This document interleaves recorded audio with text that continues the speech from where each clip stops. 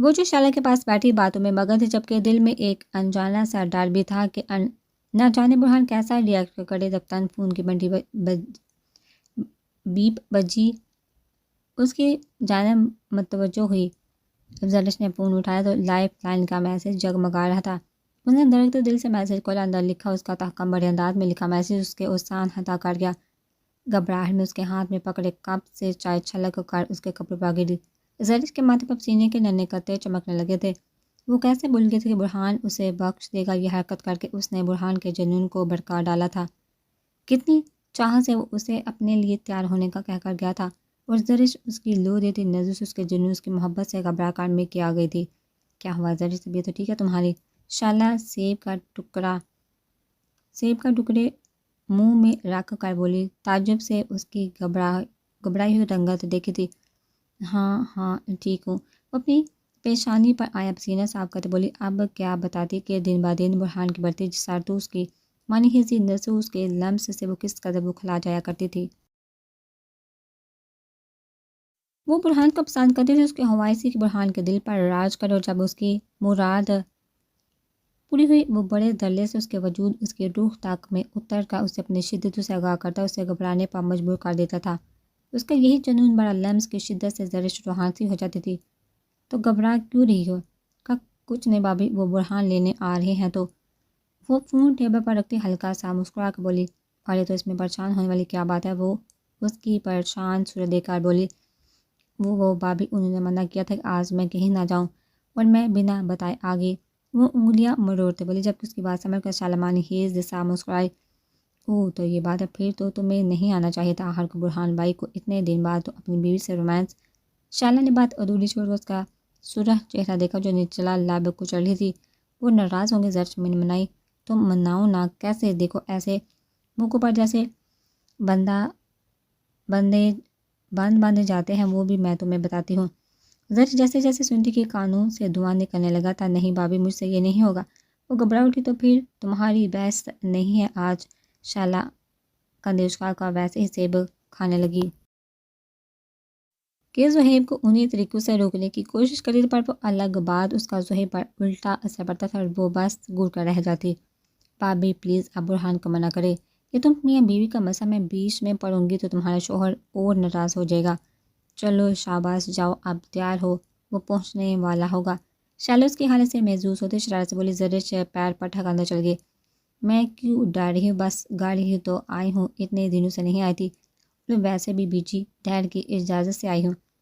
وہ بڑبڑاتی تیار ہونے لگی اور خود کو آنے والے وقت کے لیے تیار کرنے لگی۔ اس کی ساری دلیلیں دری رہ جانے تھی، یہ سوچ کر اس کا دل زور سے دھڑکا تھا۔ پھر سے بیپ بجی تھی۔ زرش نے کامتے ہاتھوں سے میسج اوپن کیا تو برہان کا میسج جگمگا رہا تھا۔ نیچے آؤ۔ زرش حواس بہتا سی میسج دیکھ کے لب کچلنے لگی۔ اس نے بے دردی سے لب کو دانتوں تلے کچلا تھا کہ دانتوں کے نشان واضح ہو گئے تھے۔ وہ تیزی سے اپنا ہینڈ بیگ اور فون لے کر باہر آئی۔ ارے بیٹا، کہاں جا رہی ہو؟ اس کو تیزی سے زینے اترتے دیکھ سمرینہ بیگم بولی۔ وہ مام، برہان باہر آئے ہیں لینے۔ اتنی جلدی؟ ابھی کچھ دیر پہلے ہی تو آئی ہو۔ جبکہ زرش ان کی بات پر سٹپٹائی تھی۔ وہ مام، ہم نے ان کے دوست کی طرف جانا تھا، آج میں بھول گئی تھی اس لیے لینے آئے ہیں۔ زرش جھوٹ بول کر جلدی سے پاس آئی، سمرینہ بیگم کے گلے میں جھول گئی۔ اچھا تو اندر تو بلاؤ بچے کو۔ مام ابھی جلدی ہے، وہ نہیں آئیں گے۔ اوکے مام، میں پھر آؤں گی۔ وہ سمرینہ بیگم کا گال چومتی باہر کی جانب بڑھی۔ آگے آپ کے میاں جی، شعلہ شرارت سے بولی، جبکہ وہ گھور کر آگے بڑھ گئی۔ گیٹ کے باہر وہ اپنی گاڑی سے ٹیک لے اسی کا انتظار کر رہا تھا۔ زرش کو آتا دیکھ فوراً سے ڈرائیونگ سیٹ پر براجمان ہوا۔ زرش مرتی کیا نہ کرتی، چھوٹے چھوٹے قدم اٹھاتی فرنٹ ڈور کھول کر بیٹھ گئی۔ وہ چور نگاہوں سے اسے دیکھتی جس کا چہرہ سنجیدہ تھا کہ اس کے بیٹھتے ہی گاڑی سٹارٹ کر چکا تھا۔ سارا راستہ دونوں میں مانیہیزی سی خاموشی تھی۔ وہ سوچوں میں اس قدر محو تھی کہ گاڑی کے جھٹکا کھا کر رکنے سے ہوش میں آئی۔ برہان سیٹ بیلٹ کھولی اسے نظر انداز کرتا مینشن کے اندرونی حصے کی جانب بڑھ گیا۔ ارے بیٹا، کہاں تھے؟ بیجی برہان کو آتا دیکھ کر بولی۔ آپ کی بہو کو لینے۔ وہ بال میں ہاتھ پھیر کر بیجی کے ساتھ بیٹھا اور سار ان کی گود میں رکھ لیا۔ تبھی زرش وہاں آئی۔ ارے پر کیوں؟ کچھ دیر پہلے ہی بچی گئی تھی، آپ کی بچی نے کہا کہ مجھے لے جاؤ، میرا یہاں دل نہیں لگ رہا۔ یقین نہیں تو پوچھ لے۔ برہان اس کے حیران چہرے کو دیکھتا گمبھیر آواز میں بولا، جبکہ آنکھوں میں شرارت تھی۔ جبکہ زرش بس آنکھیں چھوٹی کی گور کر رہ گئی۔ یہ تو اچھی بات ہے، ہماری بچی کا ہمارے سوا دل نہیں لگتا۔ بی جی پیار سے بولی، کھانا لگوائے بی جی، بھوک لگی ہے، جاؤ بیٹا کھانا لگواؤ، بی جی نے زرش سے کہا۔ زرش برہان کی نظر سے ہائپ ہوتی ہینڈ بیگ صوفے پر رکھ کچن میں چلے گئی۔ 2 سیکنڈ میں روم میں آؤ۔ برہان کا آج بخشنے کا کوئی موڈ نہیں تھا، اس لیے ڈنر کرنے کے بعد سرگوشی میں زرش کو باور کرواتا سیڑھیاں پھلانگتا روم میں بند ہو گیا۔ احمد ڈنر کر کے باہر نکل گیا، جبکہ بی جی وجہ حساب اپنے کمرے میں جاگ چکے تھے۔ ماہم اور زرش ڈر گئی تھی جبھی اس کا فون بجنے لگا۔ حسان کالنگ دیکھا، وہ باہر لان میں نکل گئی۔ اب زرش تذبذب کا شکار، انگلیاں چٹھا رہی تھی، گہرا سانس بیک ملازمہ کو برتن سمیٹنے کا کہا، خود درکتے دل اس سرخ چہرے سے کمرے کی جانب بڑھی۔ اس نے جیسے ہی دروازہ کھولا، برہان بالکونی میں کھڑا شاید اسی کا انتظار کر رہا تھا۔ وہ چھوٹے چھوٹے قدم اٹھاتے اس سے کچھ فاصلے پر کھڑی ہوئی برہان، آواز اتنی مدھم تھی کہ وہ بھی بمشکل سن پایا تھا۔ اس کی آواز میں واضح ڈر تھا۔ برہان ایک جست میں پلٹا اور اس کو بازو سے پکڑ کر دیوار کے ساتھ پن کیا۔ کسی سے پوچھ کر گئی تھی، وہ داڑا تھا۔ اس کے جاہانہ تیور دیکھ کر زرش کے سانس سینے میں اٹکی۔ وہ میں مام ڈیڈ، زرش سہمی نزو سے بولنے کی سا کرنے لگی۔ آج ہی کیوں زرش؟ میں نے کیا کہا تھا تم سے؟ برہان سرد نگاہوں سے اسے گھورا تھا۔ وہ میں ڈر گئی تھی۔ اس کے اپنی باہوں کی گرفت میں وہ آنکھیں میچ بولی تھی۔ برہان کا سارا غصہ سبا ہوا تھا، آنکھوں میں جذبات کی سرخی پھیلنے لگی تھی۔ وہ اس کے مزید قریب ہوا تھا۔ کیوں؟ کسی سے؟ مجھ سے؟ میری پیار سے، میری شدت بڑے انداز سے، یا میری جنونیت سے؟ وہ ایک ہاتھ اس کی کمر میں ڈال کر جذبات سے بوجھل آواز میں بولا، جبکہ زرش کا تنفس بکھرنے لگا تھا۔ برہان کے گرم سانسوں کے تپیڑے اس کے چہرے سے ٹکرا کر اسے سرخ اناری کر گئے تھے۔ اس کو بولتے نہ دیکھ، برہان نے اس کی کمر پر دباؤ ڈالا۔ اس سب سے وہ اس کی شرٹ کو مٹھی میں جگڑے کپکپاتی آواز میں بولی، لگنا بھی چاہیے، اتنے دنوں سے تم کو بخشا ہوا تھا، آج میرا ایسا کوئی ارادہ نہیں۔ وہ کہہ کر اس کی گردن پر دیوانہ وار چکا تھا، جبکہ زرش نڈھال سی دیوار کے ساتھ لگے اس کے رحم و کرم پر کھڑی تھی۔ جبھی برہان نے دوپٹہ اس کے گلے سے کھینچ کر فرش پر پھینکا، اس کو باہوں میں اٹھائے بیڈ کی سمت بڑھا تھا۔ تم مجھ سے بھاگ رہی تھی زرش، میرے جنون سے بھاگ رہی تھی۔ تم نے یہ غلطی کر کے میرے جذبات کو اور بھڑکا دیا، میری شدتوں میں اضافہ تمہاری وجہ سے چھپنے کی کوشش نے کیا ہے۔ اب مجھے میرے جنون اور میری شدتوں کو برداشت کرنا تم پر فرض ہو گیا ہے۔ جتنا دور جاؤ گی میں اتنا تمہارے قریب آؤں گا، اتنا کہ ہمارے درمیان بال بڑھ کی مسافت بھی باقی نہیں رہے گی۔ اسے بیڈ پر لٹا کر اس کے اوپر گٹا کی طرح چھایا، اس کے کان میں سرگوشیاں کرتا، مکمل اس پر قابض ہوتا، اس کی سانسوں کو خود میں قید کیے فرار کی راہیں مسدود کر گیا۔ اسے خود میں بھیج کر اپنے جنون کی داستان رقم کرتا چلا گیا، اور زرش بغیر مزاحمت کے اس کے سار میں بکھرتی چلی گئی تھی، جیسے وہ بڑی چاہت سے سمیٹتا خود میں گم کر چکا تھا کہ آپ تیار ہیں اس مشن کے لیے؟ یس سر۔ سر بھی لگ سکتا ہے یا اسی سے بھی زیادہ۔ سامنے بیٹھی شخصیت نے اس کا بغور جائزہ لیا۔ مجھے کوئی مسئلہ نہیں سر، پر میں کوشش کروں گا کہ مشن جلد سے جلد کمپلیٹ کروں۔ اگر آپ چاہیں تو ہم آج کی جگہ کسی اور کو دے دیتے ہیں۔ وہ جانتا تھا کہ ابھی ہی ایک مشن مکمل کیا ہے، یہ پھر سے دوسرا، جبکہ اس میں بہت وقت لگ جانا تھا۔ پر یہ افسر سے پر انحصار ہوتا تھا کہ وہ کتنی جلدی کامیابی حاصل کرتے ہیں۔ نو سر، اس کی کمانڈ میں ہی لوں گا اور ٹیم میں اپنی مرضی سے سلیکٹ کروں گا۔ اوکے، پھر آپ اپنی ٹیم میمبرز چوز کریں، بہت جلد آپ کو تمام تر تفصیلات سے آگاہ کر دیا جائے گا۔ اوکے سر، بس سلوٹ کرتا باہر کی جانب آیا۔ ایک سرد سانس ہارتی نظروں کے سامنے وہ پڑی پیکٹ چہرہ گھوم گیا تھا۔ ہو مولانا، اب بہت جلد تمہیں میری باہوں میں آنا ہے، پھر پتہ نہیں کب ملوں تم سے۔ اس سے پہلے میں تمہیں ہمارے رشتے کا احساس، اس کی نزاکتوں، اس کی خوبصورتی اور اپنے عشق سے متعارف کروانا چاہتا ہوں۔ ہلکا سا مسکرایا تھا کہ وہ دل اور دماغ کی رضامندی سے وہ فیصلہ لے چکا تھا جسے گھر والوں کے سامنے بتانا تھا۔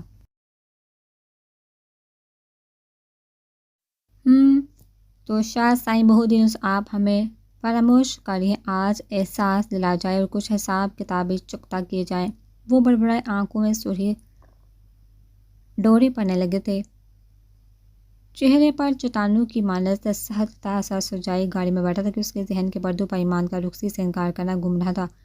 آج وہ اس کے انکار کرنے پر سزا دینے کا ارادہ رکھتا تھا۔ کیا ہے احسان، سونے دو، کیوں بار بار تنگ کر رہے ہو؟ ماہم چند جلا کے بولی، پچھلے 1 گھنٹے سے وہ ماہم کو تنگ کر رہا تھا، کیوں سونے دو؟ حسان نے سوال لگا مجھے نیند آ رہی ہے۔ ماہم دانت پیستے پہلے والا جملہ دہرایا جو کب سے کہہ رہی تھی، پر مجھے نہیں تو میں کیا کروں؟ ماہم نے آنکھیں گھمائی۔ میرے ساتھ جاگو، اطمینان سے خواہش بتائی۔ کبھی نہیں۔ اچھا نا ماہم، ہم بیبیز کے نام سوچتے ہیں۔ حسان مسکراہٹ دبا کر اس کے ریاکشن کا انتظار کرنے لگا۔ کس کے بیبی؟ ہمارے اور کس کے؟ حسان بدتمیز جن کہیں کے، کیا فضول بول رہے ہو؟ ماہم خجالت مٹاتی اس پر چڑھ دوڑی۔ فضول نہیں ہے جانے جہاں، ہم تو یہاں شادی کے چکروں میں ہیں اور آپ ہیں کہ فضول کہتی ہیں۔ حسان نے اپنا پلان بتایا۔ تو یہ کہ جلدی شادی ہو گئی تو جلدی بچے آئیں گے، بعد میں ہمارے پاس اتنا وقت نہیں ہوگا نا سوچنے کا، تو ابھی سوچ لیتے ہیں۔ اس کی بے باکی پر ماہم کا چہرہ حیا غصے کی شدت سے تب اٹھا۔ کچھ شرم کر لو بے شرم جن، جب حسین چڑیل چمٹ جائے تو شرم ڈر کر بھاگ جاتی ہے۔ مرو تم۔ لو اتنی جلدی کہاں، ابھی تو آپ کی روح میں اترنا باقی ہے، پھر ہمارے بچے آنا باقی ہیں۔ حسان بے شرمی سے بول کر ماہم کو تپا۔ غصے بڑا چہرہ تصور میں لا کر گہرا مسکرایا۔ تبھی وہاں بغیر کو جواب دے اس کی بے باکی پر دو حرف بینچے اور کال بند کر کے دل پر ہاتھ رکھا جہاں درکنوں نے ادم مچایا ہوا تھا۔ وہ گہرے سانس لیتے دونوں ہاتھ اپنے چہرے اپنے سرخ ہوتے گالوں پر رکھے اور بیڈ پر ڈیسے گی۔ اس کی باتوں سے بے حال ہو گیا تھا تو اس کی قربت میں کیا ہوگا؟ ماہم نے سوچ کر جرجری سی لی اور بلینکٹ سر تک کھول لیا۔ منہ میں جلتا سگریٹ دبائے وہ آرام سے چلتا بالکونی تک آئے اور ایک جس میں گلاس ڈور دھکیل کر استحقاق سے کمر میں قدم رکھے تھے۔ اندازے کے مطابق نیند اندھیرے نے استقبال کیا تھا۔ نظر ادھر ادھر بھٹکنے کی بجائے بیڈ پر پڑے وجود پر پڑی تھی جو پوری شان کے ساتھ اپنے بیڈ پر براجمان چہرہ پر دنیا جہاں کی معصومی سموئی اس کا چین اور سکون نیند چرا کر خود خواب خرگوش کے مزے لوٹ رہی تھی۔ احمد نے سرد سانس بڑی سگریٹ کی طلب یکدم ختم ہوئی تھی۔ وجہ سامنے لیٹی خود سے بیگانہ اس کی بیوی تھی جس کو دیکھ کر جذبات میں تلسم سے برپا ہوا تھا۔ سگریٹ کو نیچے پھینکا، پاؤں تلے ڈھونڈ کر باریک قدم بیڈ کی جانب بڑھائے۔ احمد بیڈ پر اس کے قریب بیٹھا اور جھک کر اپنے پاؤں کو بھاری بوٹوں سے آزاد کر کے اس کے انتہائی قریب ہو کر لیٹا تھا۔ والہانہ نظریں اس پر جمی تھیں، برف جیسی رنگت پر خوبصورت نکوش، چھوٹی سی کھڑی ناک، گلابی رخسار، سرخ گلاب کی پنکھڑیوں کی ملب، سنہری آنکھوں پر سایہ فگن، لمبی گھنی مدغان شہد رنگ بال، تکیے پر بکھرے مدھم سانسیں لیتی وہ احمد کے بڑکتے جذبات میں آگ پر تیل کا کام کر گئی تھی۔ اس کا چہرہ سپاٹ تھا جبکہ دل اس کی قربت اس کے لمس کے لیے مچل رہا تھا، پر وہ اتنی آسانی سے اسے بخشنے والا نہیں تھا۔ یہ پل پل ملالنے نے اسے تڑپایا تھا۔ اس کے فون کالز میسیجز کے بدلے چپ سادھ رکھی تھی وہ تو اس بات کا حساب کرنے کا ارادہ رکھتا تھا اس پر اس کی جان بوجھ کر کی سنگین غلطی رخصتی سے انکار۔ احمد کا غصہ سوا نیزے پر پہنچا گئی تھی۔ کیا سوچ کر اس نے انکار کیا تھا؟ وہ اسے حاصل کرنے میں پل نہ لگائے۔ اس کے انکار کی کیا فوقیت تھی کہ وہ احمد کو اپنے قریب آنے اس کی قربت حاصل کرنے سے روک سکے؟ وہ چاہ کر بھی احمد کو نہیں روک سکتی تھی۔ اس کے جنون سے وہ واقف تھے، اس پر ایمان کا انکار وہ بھی اپنے بھائی کے سامنے احمد کے اشتعال کو ہوا دے گیا تھا۔ احمد سرخ آنکھوں سے اس کے نقش کو ازبر کر رہا تھا۔ پیار اور غصہ بیک وقت آیا ہوا تھا۔ اس نے ہاتھ بڑھا کر اس کے ریشمی سلکی بال ہاتھ میں لے کر ان کی نرماہٹ محسوس کی اور پھر جھٹکے سے وہ اس پر جھک چکا تھا کیونکہ ورنہ سارا وزن ایمان پر ڈالے اس کی گردن پر چہرہ چھپائے اپنی شیب اور رگڑی گردن پر چوبن سے ایمان کا مسائی۔ تبھی احمد نے اس کی گردن پر دانت گاڑ دیے۔ اب کی بار درد کی شدت سے ایمان کی نیند بھاگ سے اڑتی تھی۔ احمد جان چکا تھا کہ وہ جاگ چکی ہے، تبھی جس جگہ دانت گاڑے تھے اسی جگہ اپنا دہکتا لمس رکھا۔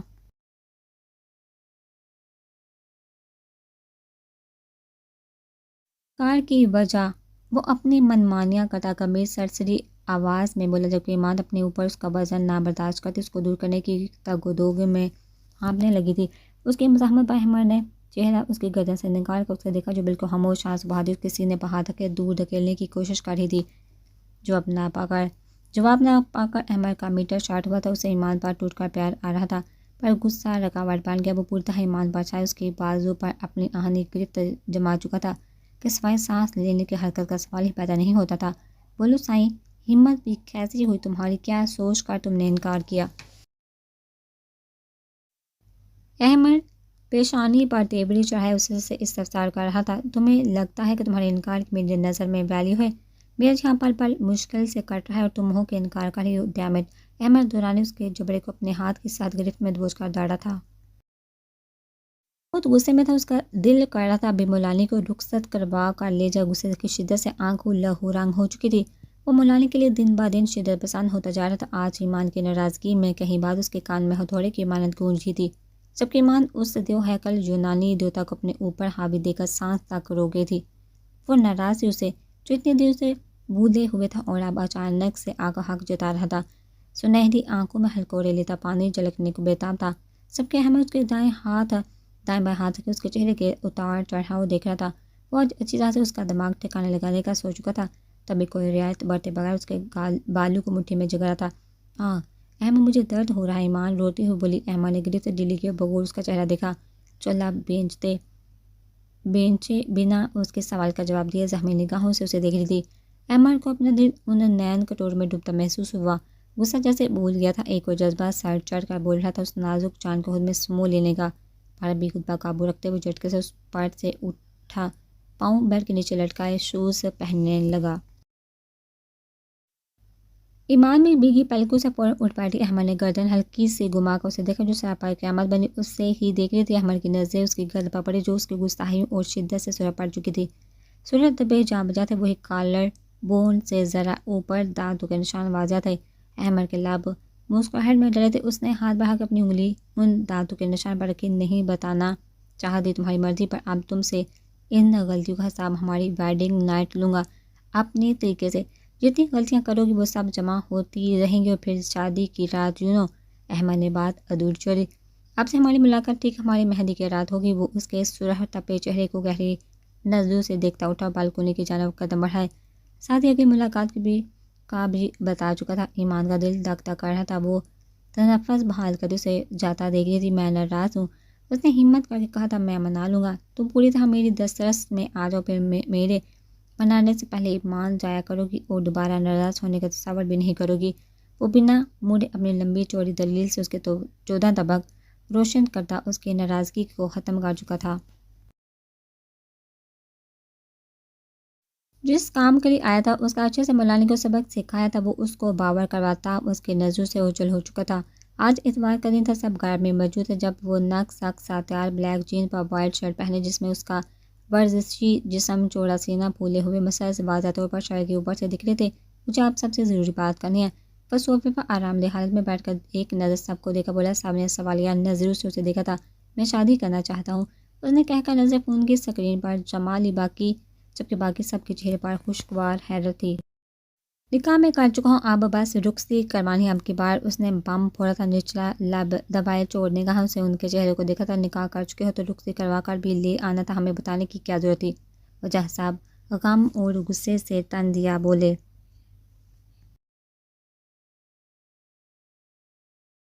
احمد نے ایک نظر وجاہت صاحب کو دیکھا۔ آئی ایم سوری ڈیڈ، میں جانتا ہوں آپ سب کو سن کر کافی برا لگ رہا ہوگا، پر حالات ہی ایسے تھے کہ میں بتا نہیں سکتا تھا۔ یہ سب میرے مشن کے دوران ہی ہوا، اگر میں بتا دیتا تو شاید میں اپنے مشن میں کامیاب نہیں ہوتا۔ اس وقت اس نکاح کو محفوظ رکھنا ضروری تھا، اتنا ضروری اس کی حفاظت ضروری تھی، جس کی حفاظت کے لیے نکاح کرنا پڑا، کیونکہ بنا کسی رشتے سے میں اپنے پاس نہیں رکھ سکتا تھا۔ اس کی عزت میرے لیے بہت عزیز تھی، جس کی بنا پر سمیر شاہ کی رضامندی سے مجھے ایمان سے نکاح کرنا پڑا، اور میری بھی یہی خواہش تھی۔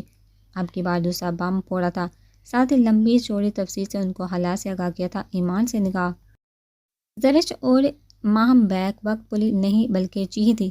احمد نے مسکراہٹ دبائے ذرا سا سر ہلا، جبکہ مرحان کے چہرے پر سایہ لہرایا تھا۔ اس پاٹ نظروں سے احمد کو دیکھ رہا تھا۔ سمیر بھائی کی مرضی سے کیسے؟ زرش نے تجسس سے پوچھا۔ احمد نے بات گول مول کر کے عابد اور سمیر کی دشمنی کے حوالے سے بتایا، اور عابد غیر ملکی گینگ کا حصہ تھا جو ان کا مشن تھا، پھر ایمان کا پیچھا کرنا، سمیر کو دھمکی، ایمان اور اپنے نکاح کا بتایا۔ یہ سن کر سب کے چہرے خوشی سے چمک رہے تھے۔ بی جی کو ایمان پہلے ہی احمد کے لیے پسند آئی تھی۔ اب آج آپ لوگ جا رہے ہیں رخصتی کی ڈیٹ فکس کرنے، 3 سے 4 دن میں ڈیٹ فائنل کریں۔ احمد نے حکم صادر کیا تھا۔ ہاں ہاں کیوں نہیں، ہم سب آج ہی جائیں گے۔ بی جی احمد کا ماتھا چومتی بولی۔ برہان نے سن کر سرد سانس بھری، اسے اب ایمان سے کوئی واسطہ نہیں تھا، اس کی شادی ہو چکی تھی جو اس کی رگوں میں بسنے لگی تھی۔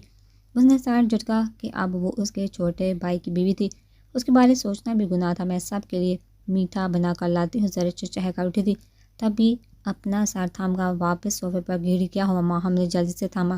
بیچی جو کافی دنوں سے اس کی حالت نوٹ کر تھی اب شاک کو یقین میں بدل گیا تھا۔ پتر چکر آ رہے ہیں کیا؟ بیجی جی بھی متلا رہا ہے کیا؟ جی تبھی خوشی سے بولی مبارک ہو برہان پتر، کس بات کی مبارک؟ وہ جو پریشانی سے اسے تھام کر باہر لے جا رہا تھا کہ رکا، باپ بننے والا ہے تو کیا؟ خوشی اور حیرت سے برہان نے زرش کو دیکھا جو سب کے سامنے شرم سے چہرہ جھکائے کھڑی تھی۔ احمد خوشی سے برہان کے گلے لگا، سب ایک دوسرے کو مبارکباد دے رہے تھے۔ احمد اور مام چاچو پھوپھو بننے پر کافی زیادہ خوش لگ رہے تھے، وجہ صاحب اور بیجی دادو دادی بننے پر خوش تھے، جبکہ برہان اور زرش کی تو بات ہی الگ تھی۔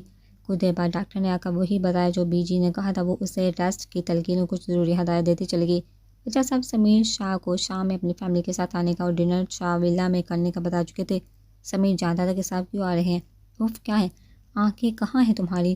ریمشا جو مال آئی تھی کسی سے بولتے ہاں ٹکرائی کہ اس کے بیگ زمین بوس ہوئے تھے، وہ تو گھومنے گئی ہوئی تھی۔